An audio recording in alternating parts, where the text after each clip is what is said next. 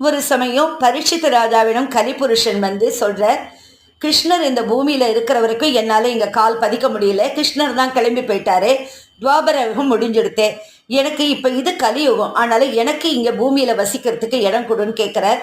அப்ப பரீட்சித் ராஜா சொல்றார், சூதாடுற இடத்துல எங்கெல்லாம் சூதாட்டம் நடக்கிறதோ, எங்கெல்லாம் மது அருந்துறாளோ, ஒருவனுக்கு ஒரு திங்கிற நெறி மாறி தப்பு தப்பா வாழற இடத்துலையும், ஜீவஹிம்சை பண்ற இடத்துல, பணத்தாசை, பொன்னாசை, பெண்ணாசை, பொய் பேசுறவர்கள், கர்வம் அதிகம் உள்ளவர்கள், காமம் கோபம் அதிகம் இருக்கிற இடத்துலையும், பகைமை பாராட்டுற இடத்துல, இந்த மாதிரி 10 இடத்துல மட்டும்தான் நீ இருக்கணும் அப்படின்னு சொல்லிடுறார் கலிபுருஷன்ட்ட. அதனாலதான் பெரியவாள்லாம் சொல்வா, இது கலிகாலம், களி முத்தி போச்சு, அதனாலதான் இவ்வளோ அக்கிரமம், இவ்வளோ தவறுகள் நடக்கிறது, இந்த மாதிரி தவறுகள் நடக்கிற இடத்துல எல்லாம் கலிபுருஷன் தான் இருந்து ஆட்டி வைக்கிறார்.